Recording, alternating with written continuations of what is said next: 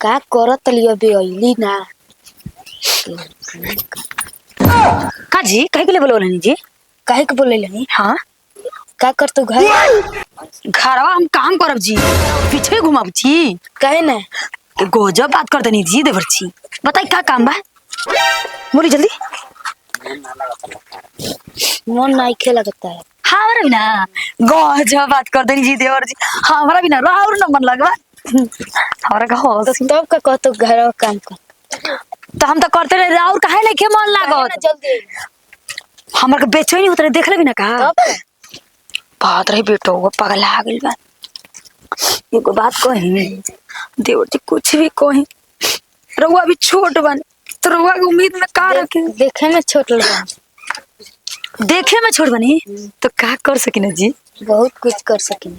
खटिया कहीं के छिनार गजब बात रउआ कर दे। हम का करी, हम रउआ से प्यार करबे ई उम्र में, रउआ छोट ना बनी जी।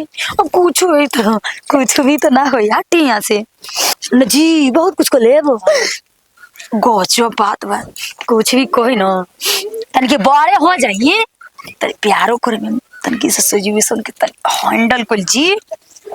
का ऐसन उम्र में प्यार करते नहीं रउआ जी? अब भैया जान जाइए ना तो कुट कुट के रवा क्या मरियन। ऐसे कहत नहीं रहुआ हमरा पर फोन मत कर जी देवर जी। आ यही तरह भैया और पूछत रह कि जान जे तू कहाँ जाता ले। ठीक बा हम जाई। ये मदे सुबह है के खोजा तनी कहाँ चल गइल बिया पते नहीं खे चलत। माई कहती है कि गोइली है गौवा और ये तो मर्दे घर घुमा नहीं हो गइल बिया बुझाते।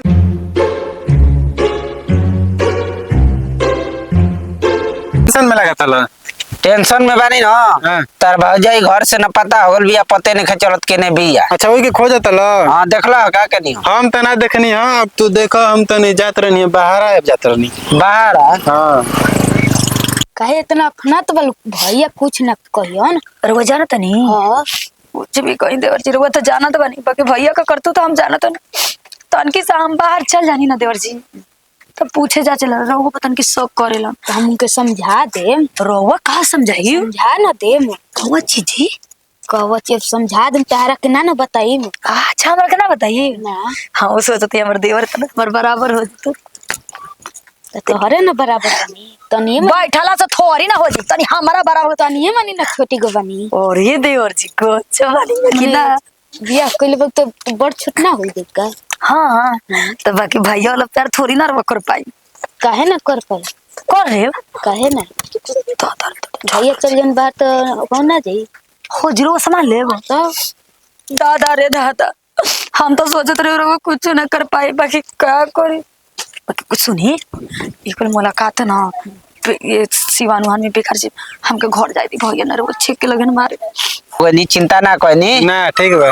ठीक बा तो तू बाला जा। तो तोहरा रहते का चिंता करे के बा, कुछ चिंता नहीं करे के।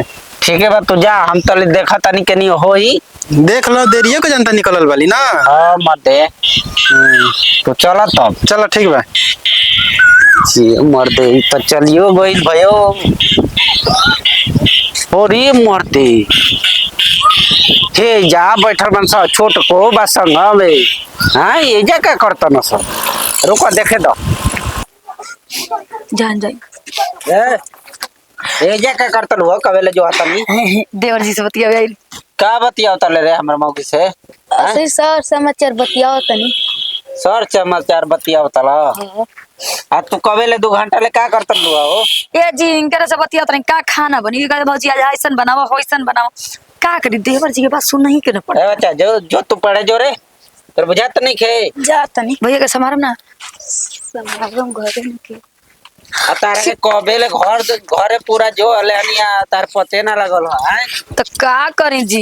तन के सिवानो में घूमल जरूरी न बा जी। रोक तो रोक टोक हमेशा करी ना जब तन के घर से बाहर चलम ना तब ना विपत रवा के पड़ जाई। रोकल टोकल जरूरी बा जी। हमारे पूछा नहीं है तो कहता लेकिन 2 घंटा से तोर मेरा पते नहीं के चलत कहाँ बानी। मम्मी जी को ले लिए हाँ ये बुढ़ियन हूँ खोर में आग लगा थी ना पागल है का ना जी। तारा के घर में रखले बानी बहरी है जा दौरी करे खातिर नहीं तो जा के देखी तो का कही जा जात नहीं के जाए थी गलती हो गई दोबारा गलती ना हुई चली हो गई जानते के बुझाते नहीं के। अरे वो जानते नहीं ना कि हम घर ना जल्दी से ना घर से बाहर ही ना निकली ना। अब ऐसा चीज भी ऐसा ना आइल है ना कि आही के पड़ल सुना का हमार जी? छोट भाई बा करके बिगाड़ तलू ना जी हम ना बिगड़ कसम से गलती हो गई दोबारा ना हुई। चली कहाँ चल घरे चली ये मोना देवरा हमरा का मरवा दी कभी तो कभी। चली जी अब बताओ के देख ले ही तो का कहे चोरी घटिया करते रही जी देवर से बतिया उतरी रहो गोजा बात रहो हमारा पर शक करे लगनी का छोटे को देवर तो हमारा बराबर के का कितनी को बाटे वो हमारा पर शक करता नहीं वो करता थे लेके तारा बुझात नहीं के माना हम देखले नहीं तो कौन बात नहीं के दूसर के देखी तो का कही आए दूसर कोई तो ऐसा ही गांव गोवर में लहरा हमारा मजा लूटी और वो का भड़काई तो वो सुनी कान लगा के यो बात तो